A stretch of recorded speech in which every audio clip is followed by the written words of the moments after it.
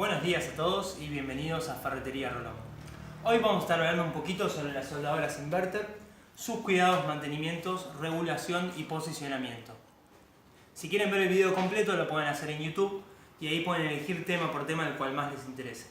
Vamos a empezar un poquito con los cuidados y mantenimientos. Hay algunas reglas de oro que se tienen que cumplir siempre.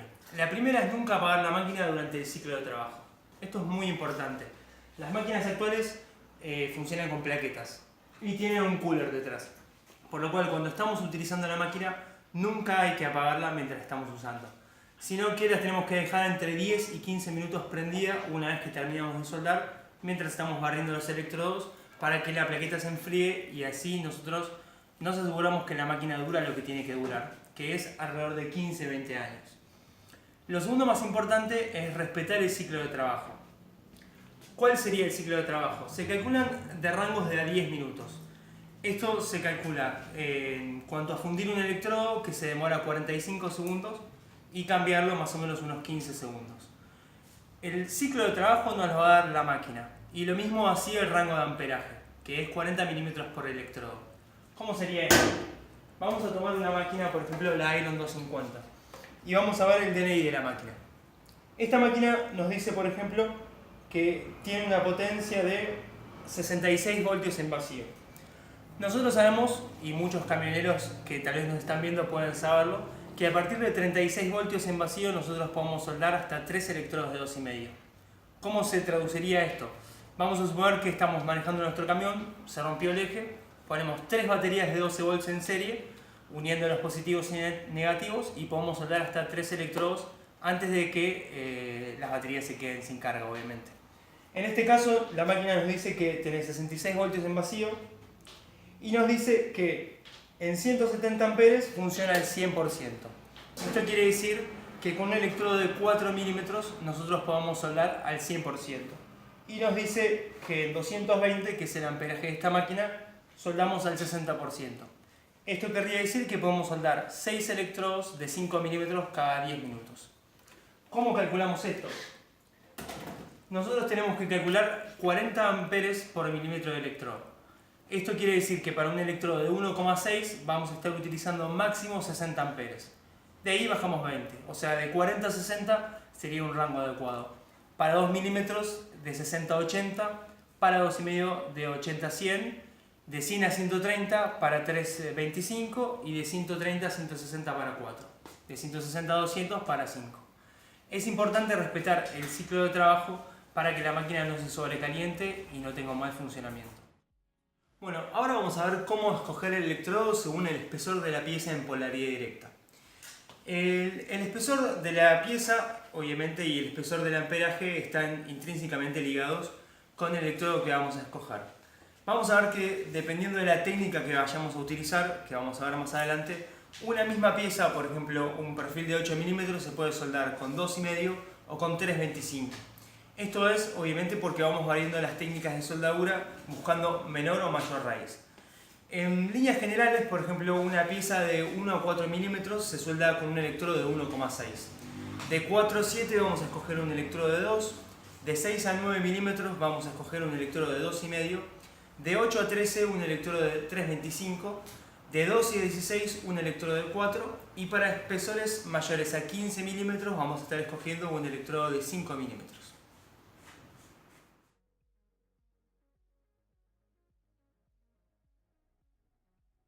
Bueno, ahora vamos a ver un poco las diferencias sobre la máquina inverter de plaqueta contra la máquina de bobinado de cobre electrolítico antigua. Primero vamos a entender cómo funciona la tecnología inverter. Como vemos en el cuadro acá, la fluctuación de la corriente alterna, que es el tipo de tecnología que utilizan las máquinas de bobinado, tiene una rampa ascendente y descendente muy alta, lo cual genera una pérdida de energía en la parte superior e inferior. ¿Qué es lo que hace la máquina actual inverter? Lo que hace es un ajuste de temperatura, hace que fluctúe menos, lo cual hace que no se pierda energía, no se pierda temperatura y que, por ejemplo, la máquina pueda soldar en diferentes polaridades. Lo primero que salta a la vista en cuanto a las diferencias es el peso. Una máquina inverter, por ejemplo la Iron 300 de 220 amperes, pesa entre 5 y 7 kilos. mientras una máquina antigua de las mismas características está pesando alrededor de 25 kilos. Otra gran diferencia que vemos en cuanto a este tipo de máquinas es que ya la mayoría cuenta con display digital, como para ver, digamos, y regular entre ampere y ampere. ¿Qué significa esto? Las máquinas antiguas tienen generalmente 4 puntos de anclaje para soldar. Acá nosotros podemos escoger soldar entre 89, 90, 93 amperes, 104, por así regular el amperaje de los electrodos a la mejor temperatura. Dado que no todos los electrodos de las diferentes marcas se funden a la misma temperatura. Un electrodo con arco de 2,5 se puede estar fundiendo excelente en 93, mientras que un electrodo de 2,5 de Lustov se puede estar soldando en 85. Otra característica que vemos con las máquinas nuevas es que vienen con protector térmico. El protector térmico nos permite cuidar la máquina si es que la estamos pasando de su rango de amperaje o su factor de servicio. ¿Qué quiere decir esto? Que si nosotros forzamos la máquina automáticamente va a parar de soldar para que el cooler enfríe la plaqueta y así la podamos seguir utilizando. Viene con fusible integrado, lo cual hace que si nosotros tenemos una fluctuación importante de voltaje, el fusible que está integrado salte y cuide la plaqueta. En cuanto a las máquinas de tipo inverter, este tipo de máquinas cuenta con un control de fluctuaciones de voltaje.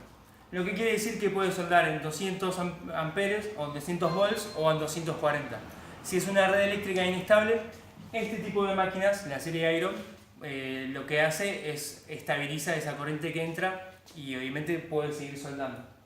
En cuanto al funcionamiento de la máquina interna, ¿cómo es que transforma la corriente alterna en continua? Bueno, la máquina tiene una plaqueta, como ya hablamos, y tiene una serie de diodos dentro. Esos diodos toman la corriente, toman una carga inicial de corriente y la empiezan a fluctuar a través de la serie de diodos, lo cual hace que cuando la energía salga mucho más estabilizada. La fluctuación se realiza hasta 3 o 4 veces. Y cuando sale, por ejemplo, uno va a notar que si pasa el electrodo por la chapa, el electrodo no se pega, porque la electricidad está estabilizada. Además, como podemos ver en las máquinas nuevas, nosotros podemos invertir las polaridades. ¿Qué quiere decir esto? Nosotros con nuestra máquina convencional ponemos la masa en el negativo.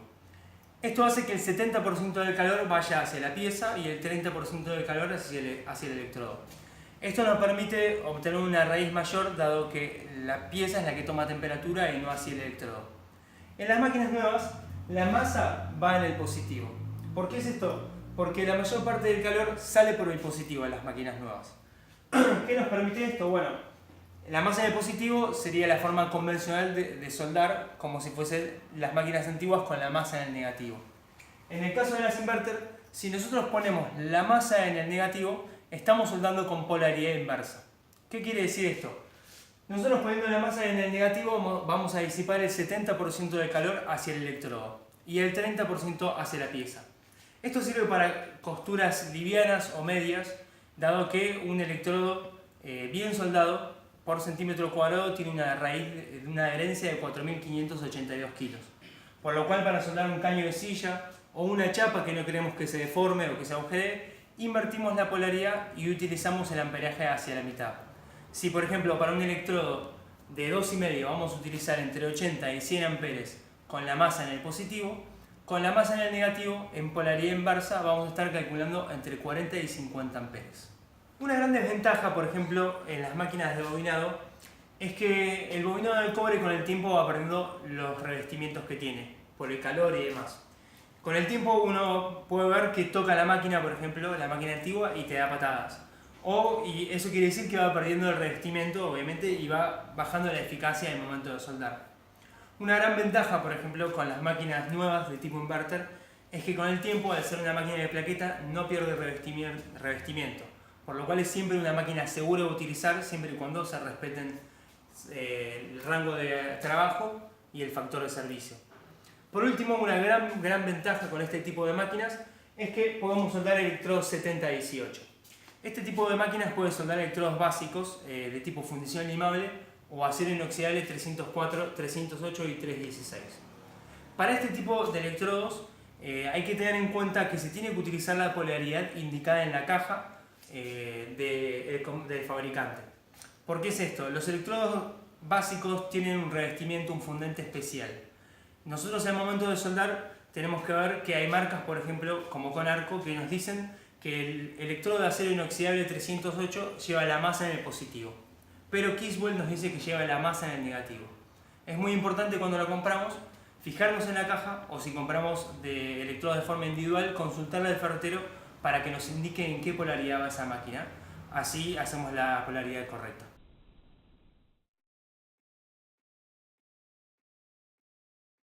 Vamos a ver ahora el posicionamiento.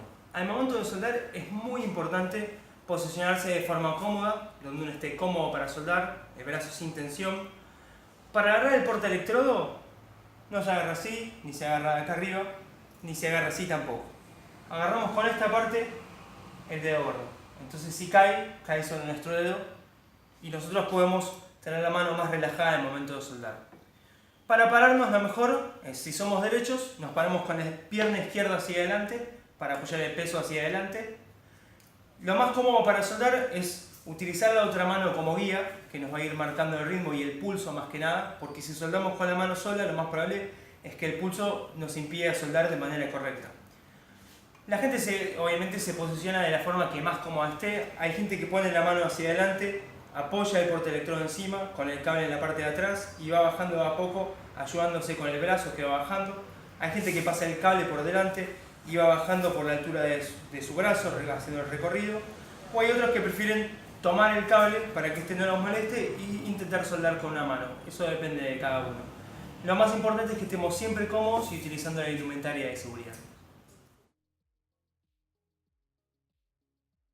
En el momento de soldar nosotros tenemos que elegir nuestro mejor ángulo de ataque. ¿Cómo elegimos el ángulo de ataque? Bueno, dependiendo de la raíz que nosotros querramos obtener, vamos a darle un ángulo de ataque mayor, vamos a suponer un ángulo de ataque de 75 grados, que va a tener mayor penetración en la pieza, va a tener una costura menor, una costura de alrededor de 10-12 centímetros en el electrodo de 2,5, o si buscamos una soldadura más liviana, podemos llevar el electrodo a un ángulo de 45, el electrodo se va a ir fundiendo, va a generar una costura de 20-22 centímetros, no va a tener la misma raíz que una con un ángulo de ataque de 75 grados. Muchas veces cuando tomamos un electrodo recién empezado que está frío, más allá de que nuestra máquina sea de bobinado o de tecnología inverter, vamos a ver que si le damos un ángulo muy elevado, mayor a 75, lo más probable es que el electrodo se pegue.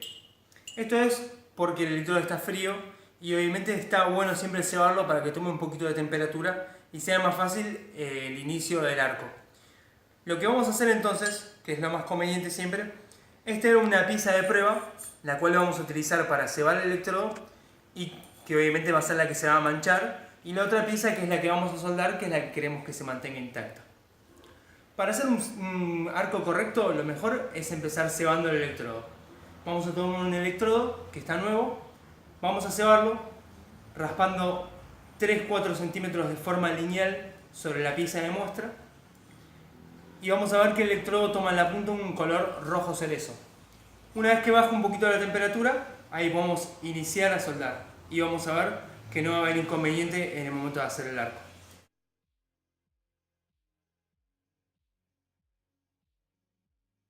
Hay muchos tips al momento de soldar que tenemos que tener en cuenta. Por ejemplo, si el electrodo se pone negro cuando estamos soldando es que estamos pasados de amperaje, por lo cual habría que bajarlo. Es fundamental dejar que el electrodo se vaya derritiendo solo y ser nosotros el que nos marca el ritmo del electrodo y no nosotros darle el ritmo del electrodo, dado que el amperaje es el que le da el ritmo y el que nosotros debemos respetar para que la soldadura sea óptima. Unos tips también al momento de soldar, cuando nosotros vemos la punta del electrodo después de soldar, podemos hacer la lectura de si estamos pasados o no de amperaje. ¿Cómo hacemos esto? Tenemos un electrodo, la parte de afuera es el revestimiento o el fundente, la parte interna del alambre es el alma, con esta misma del alma es con la que se suelda y el fundente funciona para hacer el arco. Si nosotros, por ejemplo, estamos viendo que el alma está muy asomada y el fundente está muy quemado o muy por debajo, quiere decir que estamos bajos de amperaje. ¿Por qué? Porque la máquina no llega a derretir el alma del cuerpo, pero sí el fundente. La relación correcta para esto sería dejar el revestimiento aproximadamente 1 milímetro por encima del alma. De esta forma vamos a saber que estamos soldando de forma correcta. Ahora vamos a hablar un poquito sobre la indumentaria obligatoria que uno tiene que utilizar al momento de soldar. Esto es muy importante. No tenemos que olvidar que la soldadora es un cañón de protones del cual salen rayos. Así que lo primero que vamos a utilizar es una máscara fotosensible o una máscara antigua, no importa. Cualquier cosa que evite que los rayos nos golpeen en los ojos. Esto puede causar úlceras en los ojos, así que es muy importante que nos cuidemos la vista. Hay máscaras comunes, máscaras fotosensibles como esta, mayor, menor regulación, aptas para MIG o aptas para inverter. Eso lo vamos a ver en otro tutorial. Después lo segundo más importante que tenemos que utilizar es un delantal de cuero. Este es de cuero solamente. Lo mejor sería estar utilizando un delantal de cuero emplomado o con una placa de plomo. Ese sería el mejor. El plomo lo que hace es repeler los rayos que golpean las partes bajas y bueno, que también es muy importante obviamente cuidarlos por el tema de que nos dejan estériles. Tenemos el delantal. Lo tercero más importante son los guantes. Los guantes son guantes de cuero con cordero adentro, costura de Kevlar, y esto lo que hace es nos cuida los tendones, porque al momento de soldar también los rayos nos golpean los tendones y estos se van secando. Uno a veces si suelda sin guantes puede sentir al rato las manos muy cansadas y cree que es porque estuvo soldando mucho, pero en realidad son los rayos que golpean los tendones y hacen que las manos se sientan cansadas. Así que tenemos los guantes, tenemos el delantal. Lo mejor sería utilizar zapatos de seguridad. Yo en este momento no los tengo puestos, así que una vez armado podemos empezar a soldar.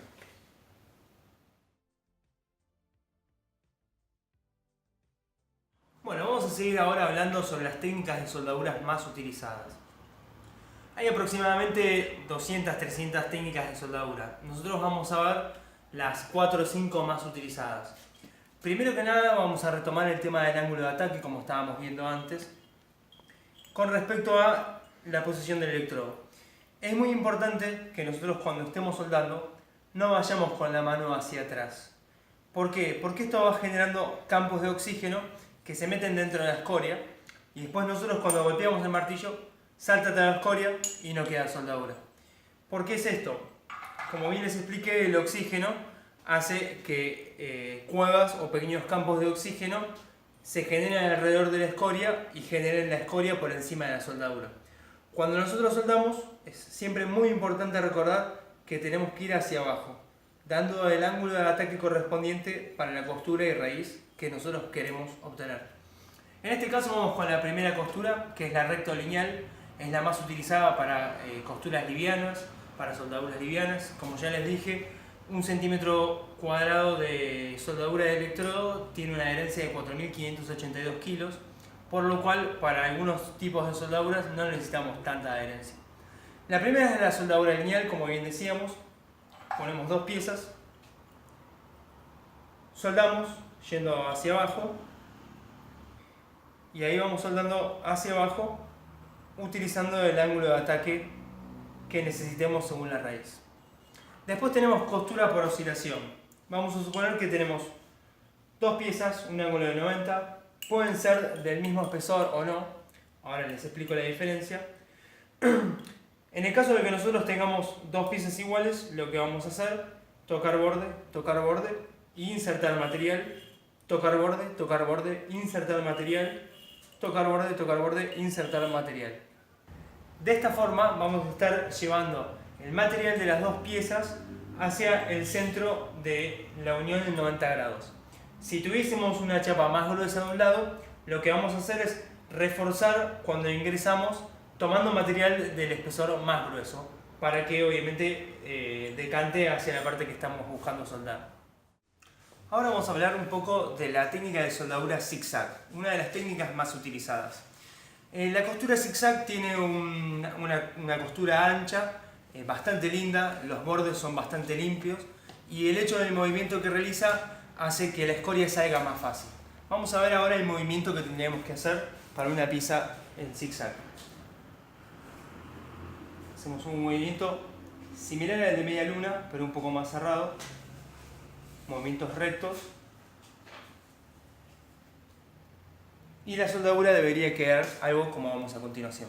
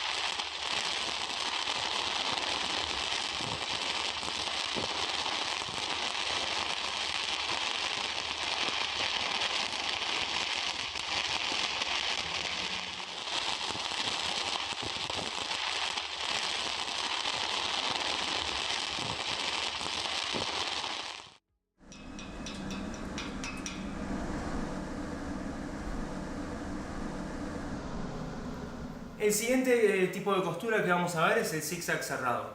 Muy similar a la costura de zigzag, también se puede utilizar para soldaduras ascendentes, descendentes, verticales y horizontales.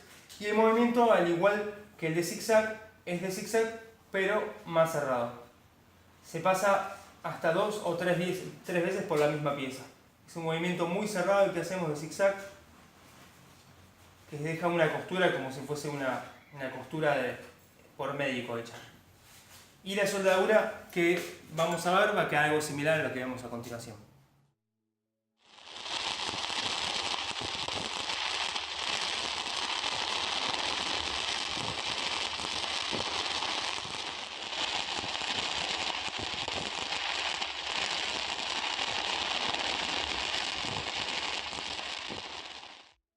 Vamos a hablar ahora de la técnica de media luna. Este tipo de técnica es bastante utilizada, lo que sí no deja un cordón muy lindo, deja un cordón bastante grueso, tiene bastante transferencia de material, pero es un cordón bastante fuerte y es interesante saberlo al momento de soldar. El movimiento que vamos a utilizar es un movimiento de media luna.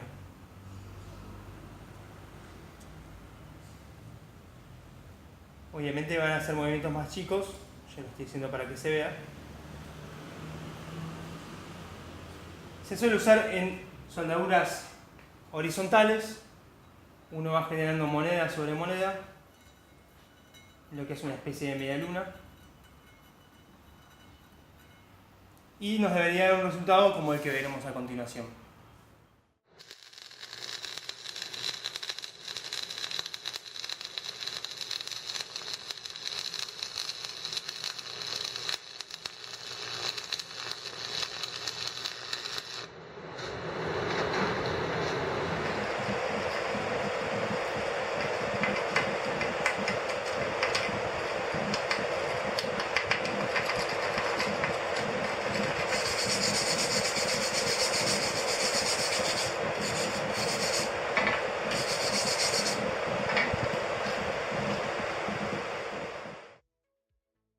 Vamos a ver ahora la soldadura de tipo circular.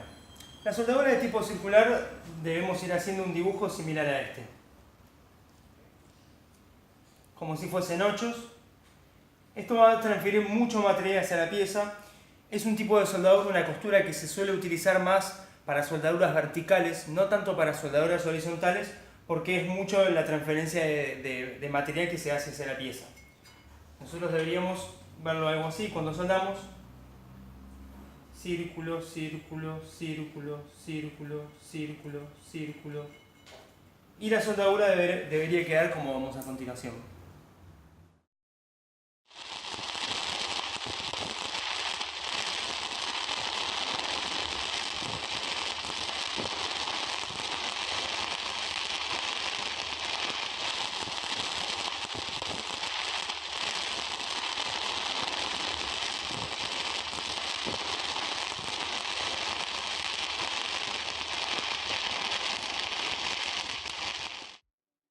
Por último también tenemos el biselado, que es otra técnica muy conocida, Cuando nosotros queremos aumentar la raíz de un electrodo, utilizando por ejemplo un electrodo de 2,5, muchas veces lo que se suele hacer es se bisela. Si tenemos dos piezas que tenemos que unir, lo que hacemos es biselar con una moladora, cortando un ángulo aproximadamente de 75 grados o 45, como para después venir y rellenar de material con el electrodo. De esta forma, si nosotros tenemos dos piezas de espesor grueso con una raíz amplia que nosotros queremos obtener, no es necesario utilizar un electrodo, por ejemplo, de 4 o de 3,25, sino que podemos utilizar el mismo electrodo, biselando la pieza para darle espacio para más relleno. Bueno, esto ha sido todo por hoy, así hemos concluido. Les agradecemos desde ya haber visto el video, los que lo vieron por partes, los que lo vieron completos. Acuérdense de suscribirse a nuestro canal de YouTube, estamos en Instagram, también en Facebook, y bueno, nos pueden visitar también en cualquiera de nuestras sucursales, así que les mandamos un saludo grande a todos. Muchas gracias.